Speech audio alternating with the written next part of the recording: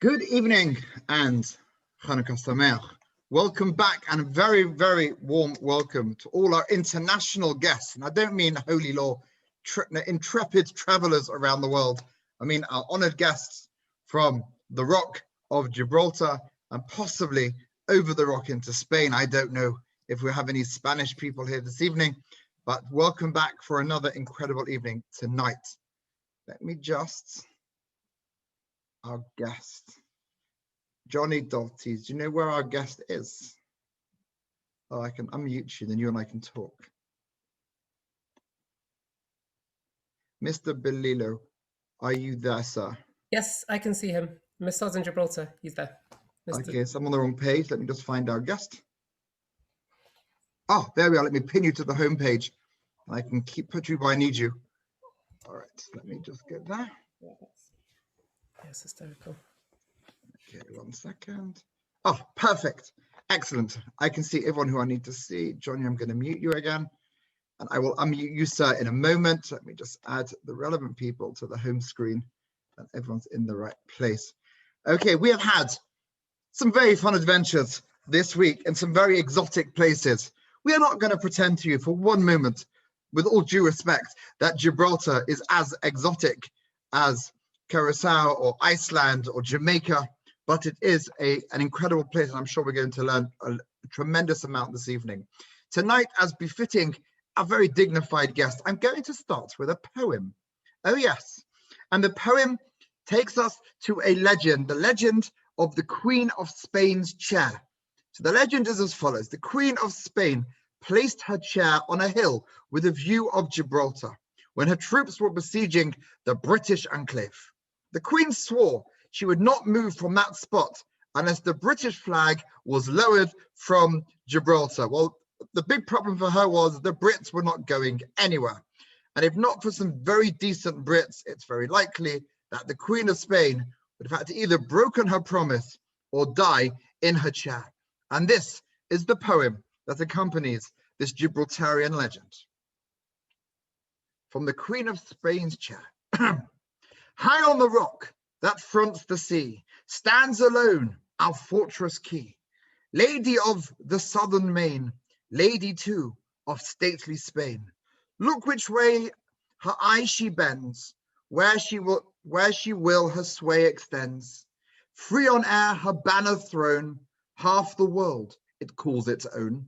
Let her look upon the strand, never was more lovely land. Had her ruled dominion there, it were free as it is fair. Let her look across the waves, they are but her noblest slaves. Sweeping north or south, they still bear around her wealth and will.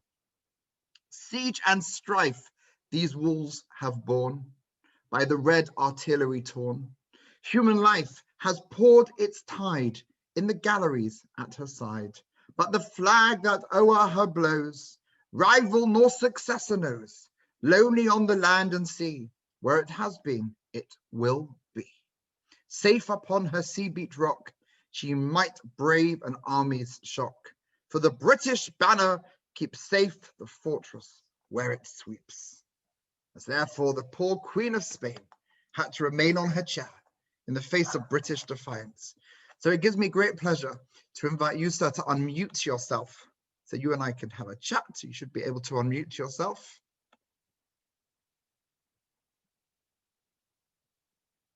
Fantastic.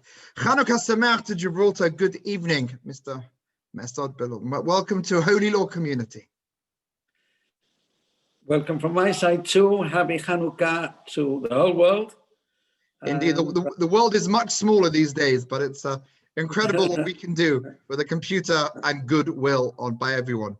Now, let us start. We've started every night by asking our special guest, just for those who are uninitiated, those who don't know, just paint a picture, if you will, sir, of what life is like in Gibraltar.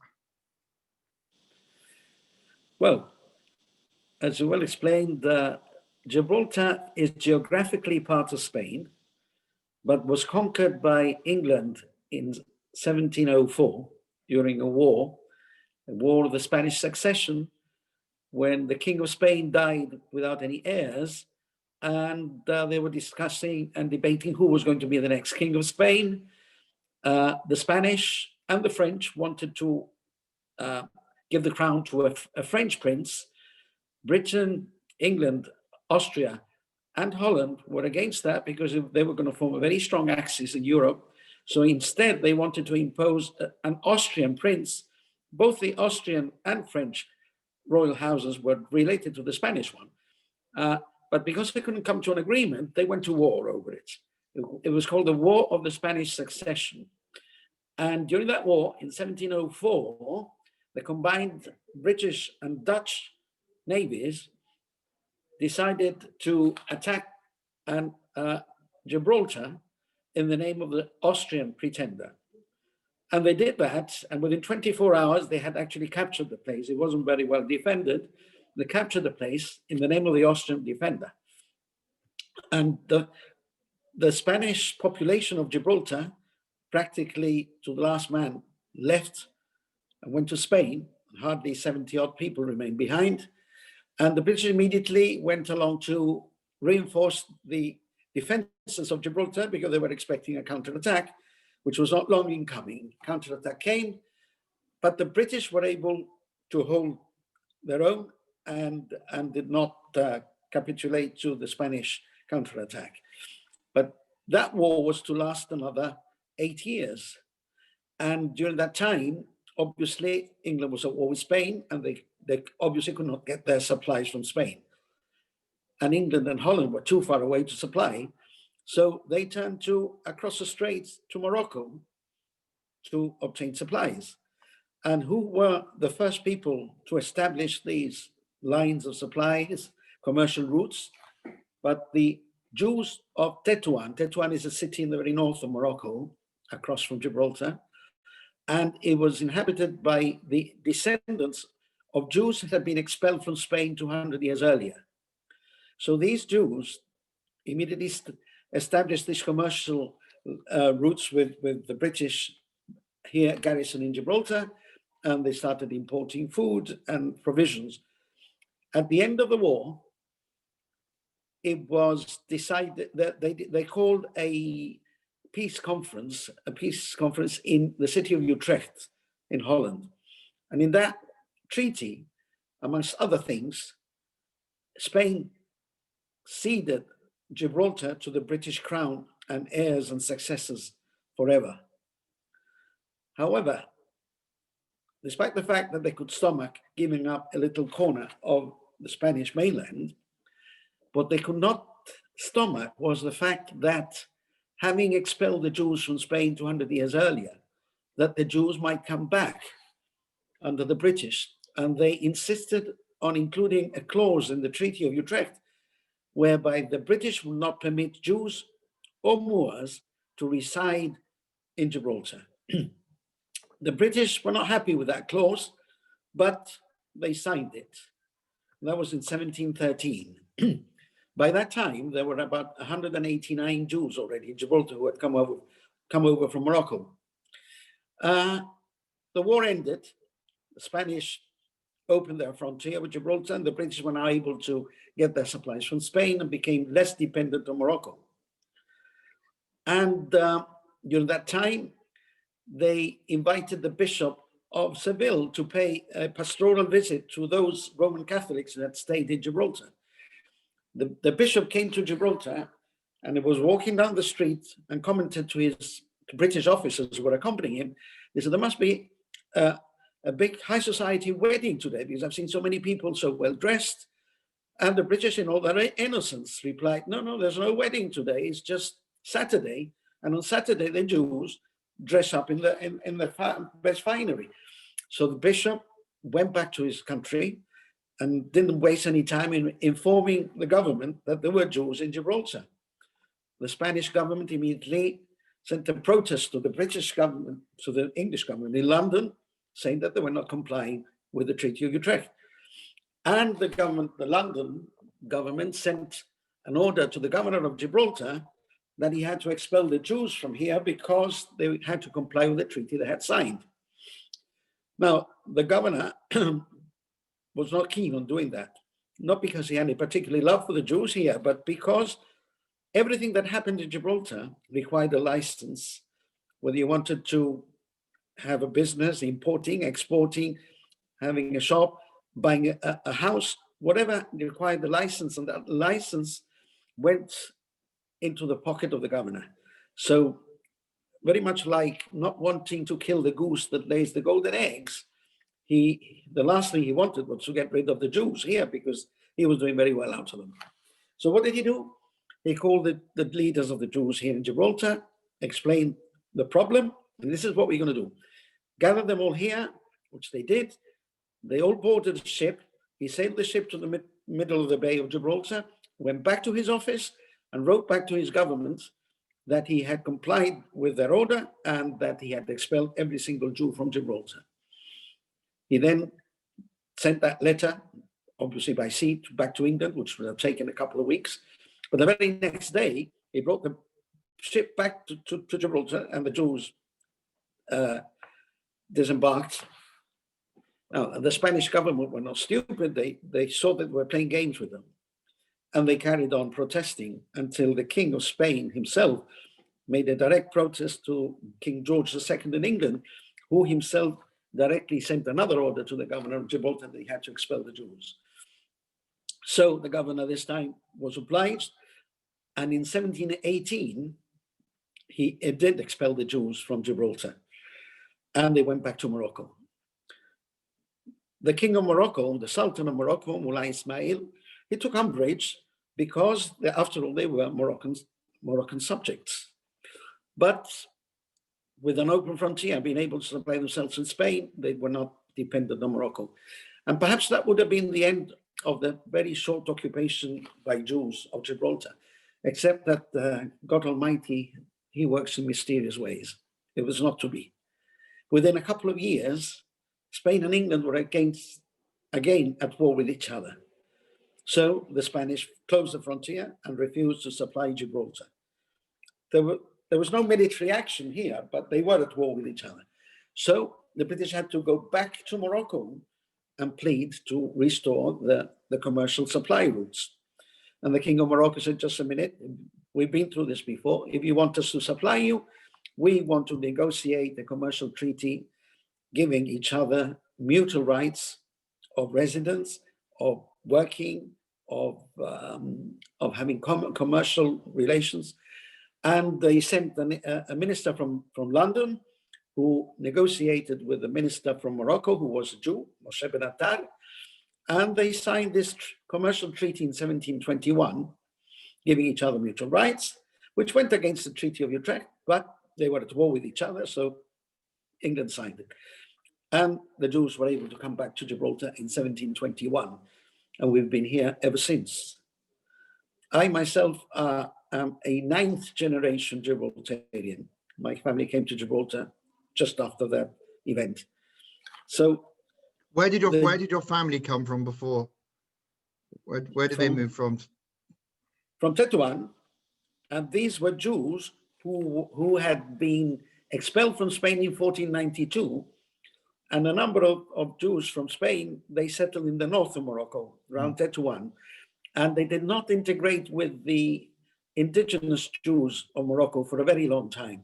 They were called the Spanish Jews, and the others were the Moroccan Jews. So even 200 years later, they were still very much the real Sephardim. And those who came to Gibraltar were the first to set foot back in the Iberian Peninsula for over 200 years. So by then, 1721, when this treaty was signed and the Jews were able to come back, within a couple of years, the Jews were given a plot of land where they could build a synagogue. And that synagogue was opened in 1724 and became the first synagogue to operate in the whole of the Iberian Peninsula since the expulsion from Spain and Portugal. The 18th century was a century where England were practically all the time at war. And because of that, Gibraltar became more important for the British Navy and the garrison. And that attracted more Jews to come over from Morocco, but not only from Morocco, but it also attracted some Jews from England, merchant Jews, who had their businesses with the India and the Far East and in Africa, and Gibraltar became an important entrepot between their businesses there and in the Middle East and Far East. And that will lead me to a little story of what I believe is the origin of gunboat diplomacy. There was a Jew here in Gibraltar called David Pacifico, a rich merchant who was doing business with in all the Mediterranean countries. And he had gone to Greece, where he had done a lot of business with the Greeks. Now, the Greeks, at that time, there was a certain uprising against the Jews there, anti-Semitic problem. And he had a house here, there in Athens, and they ransacked his house and demolished everything that he had and run. So this Mr. Pacifico contacted the British ambassador in Athens. The ambassador then contacted the British government in London under the premiership of Lord Palmerston. And Lord Palmerston decided to send the British Navy to Athens and with an ultimatum to the Greek authorities that either Mr. Pacifico, this British Jew, they actually said the British Jew, Don Pacifico, gets compensated for all the damage that is being caused to him, or we shall bomb Athens. We'll give you 24 hours. And I think that really is what gunboat diplomacy was all about, because Mr. Pacifico was paid promptly and he returned back to Gibraltar and they didn't have to bomb Athens. Anyway, that was just a sideline. But the 17th, 18th century attracted more Jews to Gibraltar, and there's a census taken in Gibraltar in 1834, where out of 6,000 civilians, nearly 2,000 were Jews. So the Jews formed a third of the civilian population of Gibraltar at the beginning of the 19th century, and remained in great numbers, except that towards the second half of the 19th century, they started emigrating to the Americas, Mexico, Argentina, and Brazil, and numbers started coming down. But we reached a maximum of about 2,000, and then the numbers came down.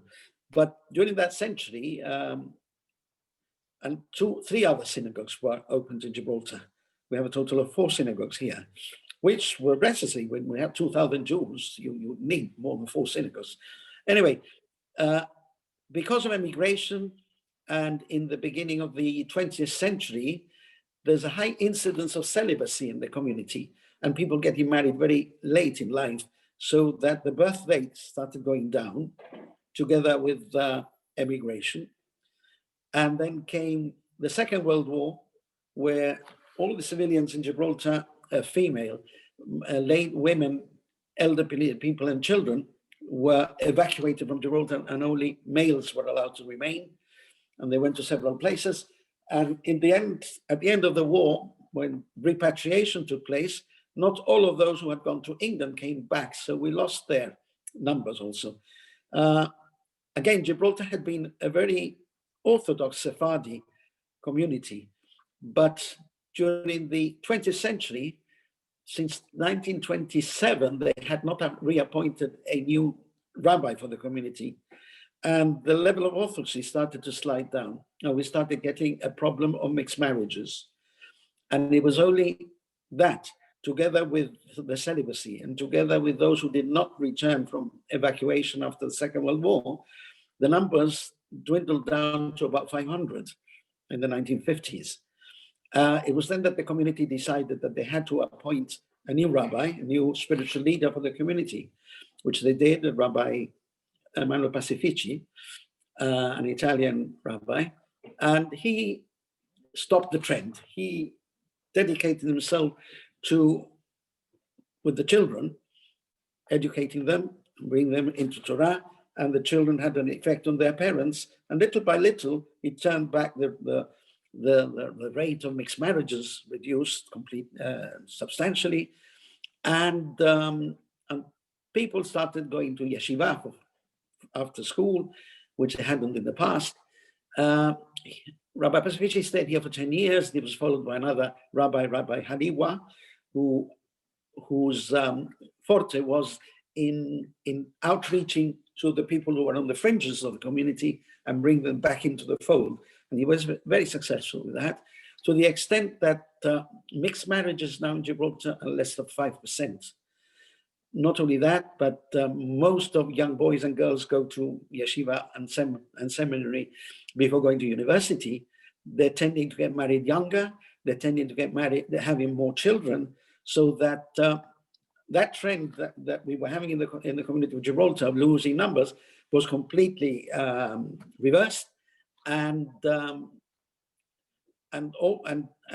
these young people who go to university and find the partners there, they get married, and they come back to Gibraltar with ready-made families. On top of that, we have had also in the last 20 years a substantial number of Spanish Jewish families who find that they cannot raise their children in Spain for the lack of Jewish schools, and wanting to have Jewish grandchildren. They have found that coming to Gibraltar and living here and put their children in the Jewish schools in Gibraltar guarantees their future. And we've had quite a number of Spanish families coming and joining the community. So the community now, I estimate, is 800 plus, haven't gone down to a minimum of about 500 about 50 years ago. It's growing. It's growing. I'm not even counting the between 100 and 200 Israelis who work here in Gibraltar, but who do not integrate with the community very much, only socially, but not religiously. But anyway, the community in Gibraltar is very well respected, high level of orthodoxy, very low incidence of mixed marriages. And this is what one of the few places outside of Eretz Israel where the community is growing. Thank you. You have presented to us a snapshot of years. It's so eloquently. I think we're all we could all do a pub quiz now on Gibraltar, and we would all do very well. You are a true scholar. That was absolutely fantastic. In my enthusiasm and exuberance to get started tonight, I forgot to mention that this evening's event is being sponsored by our very own Rafi and Selena Myers in celebration of their fifth year wedding anniversary. So thank you very much to our very own Selena from the office. She's not just a person that responds to email. She's a real person married to a real man called Rafi, and they've been married for 5 years. A mazel tov to you, and thank you for sponsoring this evening's event. As you were speaking, a number of questions have come through from our very large audience this evening. If anybody has any questions, please can you type them in the chat, and I will relay them to our speaker this evening. So I'm going to interject at this point, if you don't mind, and pose some of the questions that we've received already. One is about you, so I'm going to do that first because it did come from the people who have sponsored this evening's event. We've had lots of wonderful speakers up to now, but now we have somebody with an MBE, so that's rather special. You please know I did wear a tie in honor of your MBE tonight. Okay, for the Chabad rabbis, they don't wear ties, Rees. I didn't bother putting a tie, but in honor of Her Majesty and your MBE, I'm wearing a tie. So the question was, for what reason were you honored with an MB? We'll just something small, then we'll get on to the bigger questions about Gibraltar. Okay, I'm a civil engineer by profession, and I have my own practice here in Gibraltar, but I was appointed the Justice of the Peace in Gibraltar over about 25 years ago, and I served as a JP in the courts of Gibraltar, and I even became the president of the Magistrates Association for a period of 5 years, and successfully contacted with the Spanish judiciary and invited them over, and they invited us over. So after a number of years as head of the JPs in Gibraltar, I was rewarded with an MBE. And I'd like to say that when I went to Buckingham Palace to receive it, it was from Prince Charles, and he asked me, I see that you've got the MBE. So I said to him, I already had it. He said, what do you mean? Yes, because I am Mesod Belilo Bar Eliyahu. My father was Eliyahu, MBE. Maybe all his learning Torah with Rabbi Sachs, Zecher Livracha, maybe he knew what you meant. Who knows? So I'm going to ask a follow-up question, if I may. What type of crime is there on the Rock of Gibraltar? What did you have to oversee on your time on the bench? A lot of smuggling. A lot of smuggling because the differences in prices of tobacco and alcohol between Gibraltar and Spain is very high, and so they came in big numbers here to try and take stuff over illegally, smuggling them, and Gibraltar had to put the brakes on this because we were getting a very bad reputation, and Spain was wanting to take action against Gibraltar because it was allowing this to happen. So a lot of smuggling, a bit of drug problems with young people, but not hard drugs, mostly cannabis. That's the stuff we do regularly at Holy Law. You know, we're used to that in Holy Law. A bit of cannabis. It's not, not the hard stuff, just regular drugs. Yeah. Fortunately, we don't have very serious crimes like murders, or we've had one or two recently, but and not serious crimes. And anti-Semitism? What is any type of anti-Semitism in Gibraltar? Or? Look, we form about 2.5% of the community here.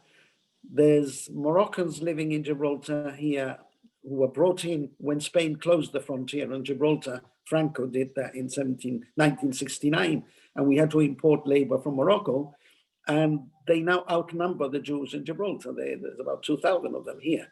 There's also a Hindu community in Gibraltar. There's Roman Catholics and there's Church of England, and I think we should invite the United Nations to come to Gibraltar to see what a model society it is, where all different parts of the community respect each other, not just tolerate, but respect each other and get on together with each other. Anti-Semitism here is negligible. Wow.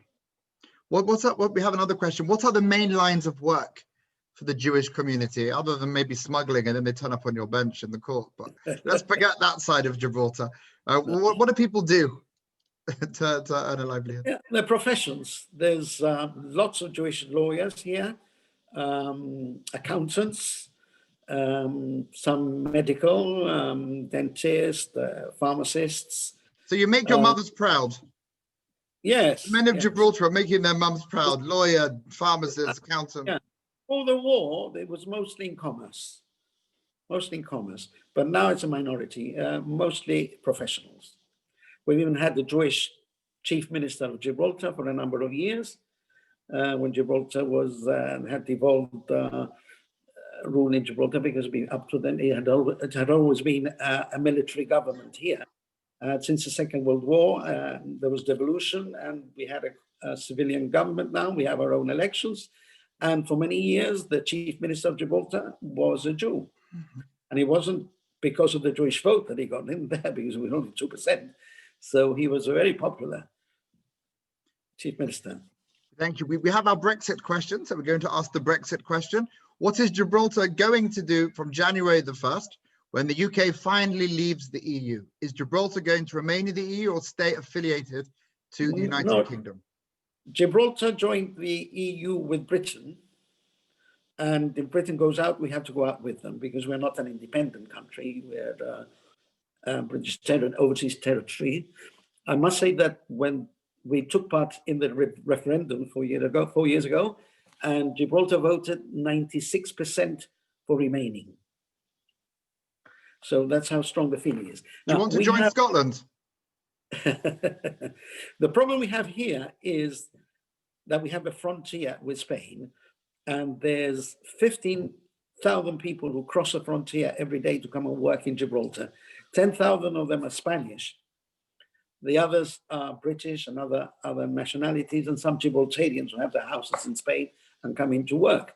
So Franco closed the frontier on us because he thought that he was going to strangle Gibraltar's economy, and Gibraltar would fall into the hands of Spain, which was not the fact.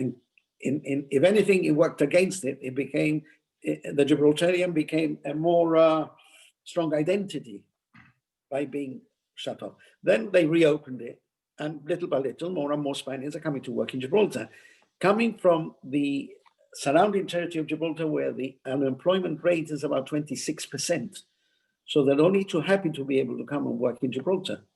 The neighboring town of La Línea practically is supported by Gibraltar, not only by work, but we buy a hell of a lot from Spain. All foodstuffs, building materials, clothing, you name it, all this comes from Spain. So Spain does very well of having an open frontier for Gibraltar. The last thing they want is having to impose Schengen, or I don't know what they call them, having to impose restrictions on the frontier and making people having to wait to cross when they know that these people have to come to and work here. So they are as interested as Gibraltar is to maintain an open frontier, fluidity, and being able to carry on as we are. On the contrary, they reckon that Gibraltar could help to push up their economy considerably. Okay, now we have more of an insular Jewish question for you. What is the split between the Ashkenazim and the Sephardi communities, and how are the shuls, how does that division play in with the shuls? Well, we've only had Ashkenazim here in small numbers since the last 20, 30 years. Was that a mistake letting them in? No, I've got, my daughter's married to one, so. Oh. No. So Gibraltar's been a very staunch Sephardi community. I'm very proud of its Sephardism.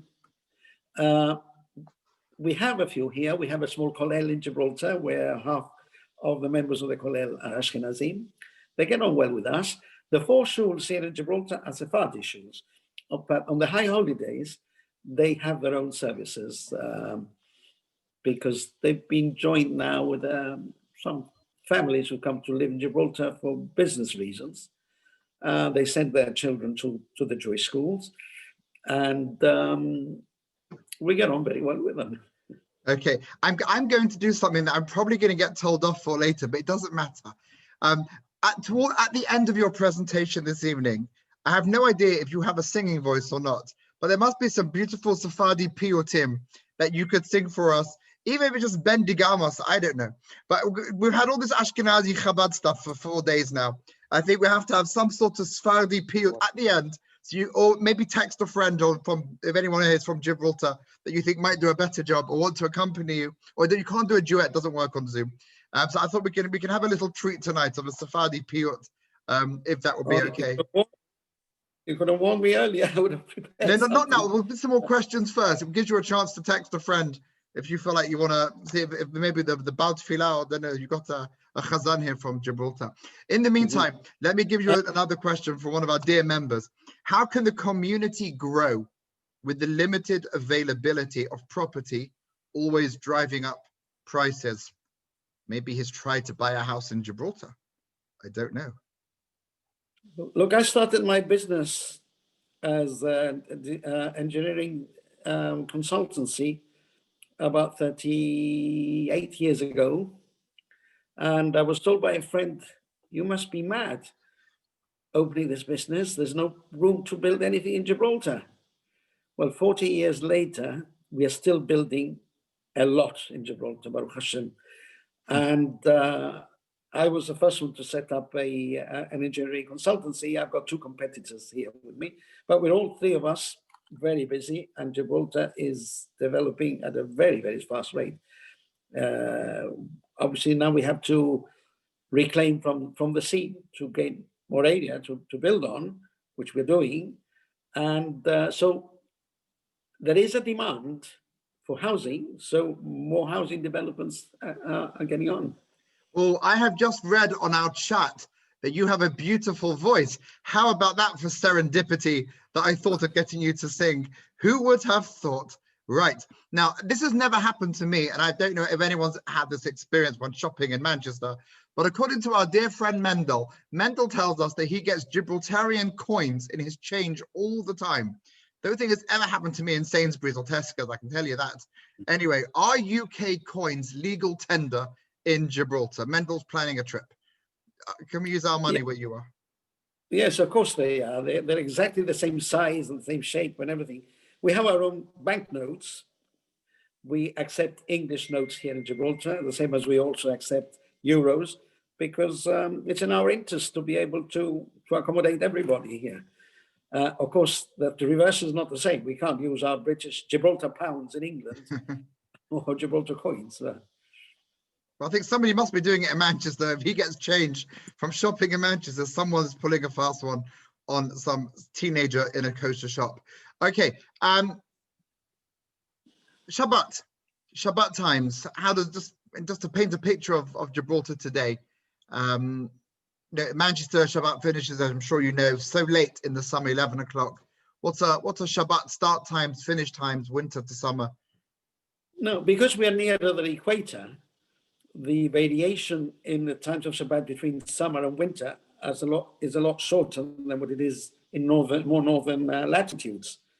So it doesn't get too late in summer and it doesn't get too early in winter. The difference in span is much shorter than in northern latitudes. Okay, here's a question from somebody that clearly deep down regrets not having married a Sephardi. On Pesach, is kitniot still as much of an issue food-wise as it is with us, as the majority of Jews are Sephardi and not Ashkenazi? Well, traditionally here we've always had kitniyot. Now we have to be a bit more careful because, as I say, I've got an Ashkenazi son-in-law who doesn't eat them. So my wife doesn't prepare anything because of that, but I miss them. No matzah and hummus for the son-in-law. Okay. The Jewish Day School, tell us about the school. Is it going to go all the way through from the kindergarten to 17, 18? What is the school like there? Yes, the primary school is actually a government school. It's funded by government and the teachers are paid by government and everything. We have a system where the morning sessions is English studies and the afternoon is taken over by the Kodesh side. So we have our own teachers for the Kodesh side and parents pay for their children for the Kodesh. Not for the Hall. The Hall is a government state school. That's the primary school. Then there's a comprehensive education in Gibraltar. There's a boys' comprehensive and a girls' comprehensive. But the Jewish communities have their own private secondary schools, one for boys and one for girls, that takes them all the way up to their A levels. And from then they then go to SEM or to yeshiva. And these are paying private school. Parents have to pay for the education.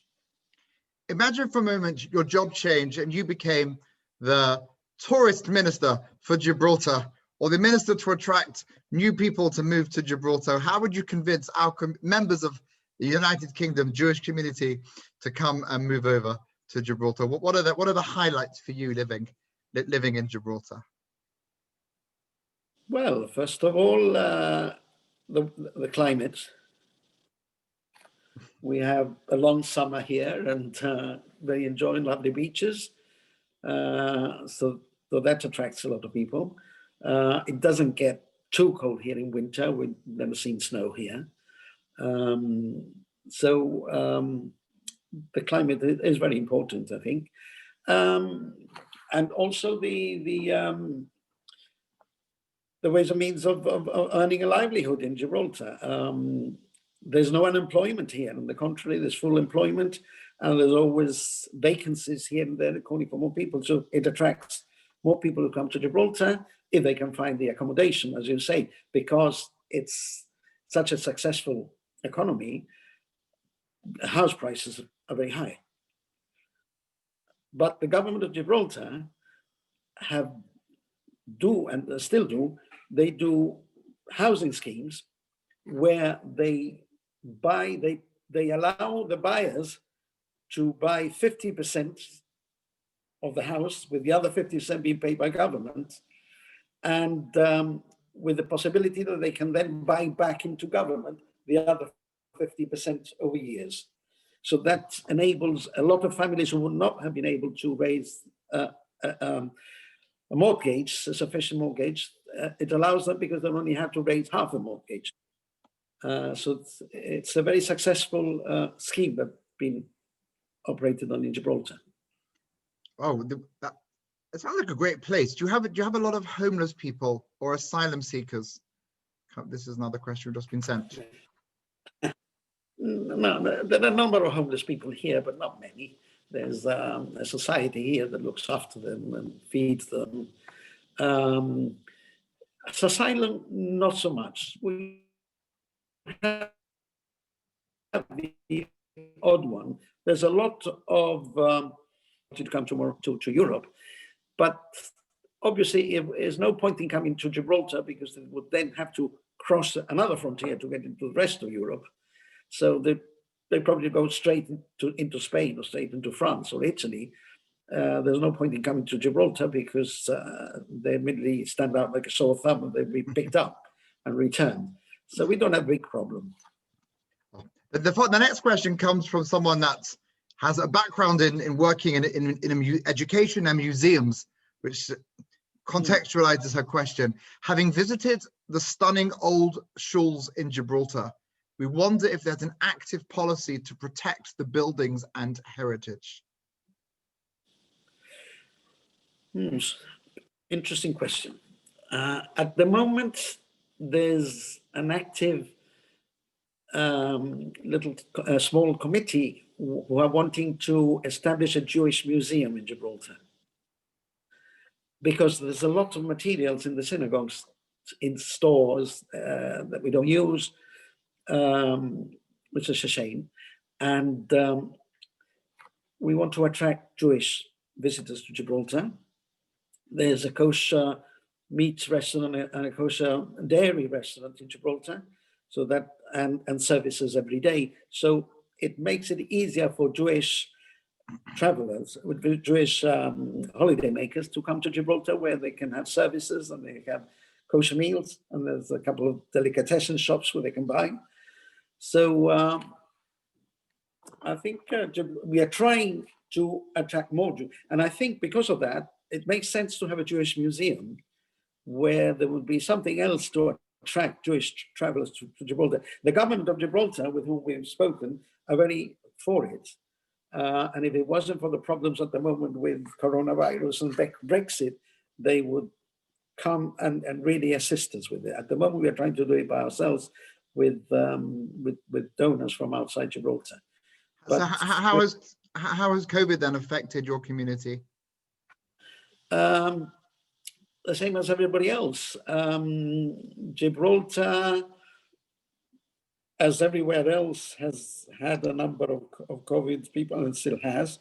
And only this week, one of the teachers in the Hebrew primary school has come down with COVID and has caused quite a couple of the classes to have all the children confined at home. Not easy. Not easy. We're looking forward to the vaccination, and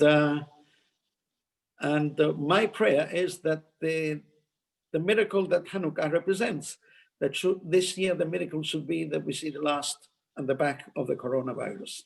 Amen, amen, definitely. Okay, I think if you're ready in good voice to give us some authentic Sephardi culture, so we can. Okay, I'm going to try and sing my Friday night Kiddush. Oh. I feel happy with that, with a cup in my hand. Now, if any of our members feel like you want to drink a cup of wine now or a bottle, it's okay. No one will judge you for it. You can pretend it's Kiddush.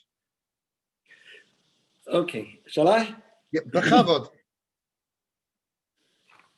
יום השישי, ויחולו השמיים והארץ וכל צבעם, ויחל אלוהים ביום השביעי מלאכתו אשר עשה, וישבות ביום השביעי מכל מלאכתו, אשר עשה. ויברך אלוהים את יום השביעי, ויקדש אותו, כי בו שבת מכל מלאכתו, אשר ברא אלוהים לעשות. Good, carry on. Chazak u'baruch. I think we learned a couple of things. Number one, us Ashkenazi Jews learned how to pronounce the letter Ayin. Hashevi'i was down their throat.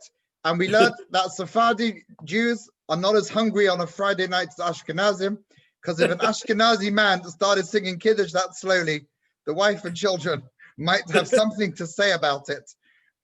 A number of the men here are nodding away, understanding that. That was absolutely beautiful. Thank you so much. A number of people are already taking the opportunity on the chat to offer their thanks to how much they've enjoyed it. Thank you so much for your time this evening. It's been absolutely wonderful, informative, entertaining, just absolutely wonderful. Thank you very, very much. Chanukah Sameach to you and the entire community of Gibraltar, which I believe have joined us tonight. A number of members of the Gibraltarian community. So if you would like to join us tomorrow night when we go to Alaska, it's the same Zoom link every single night. So what you put in tonight will work for tomorrow.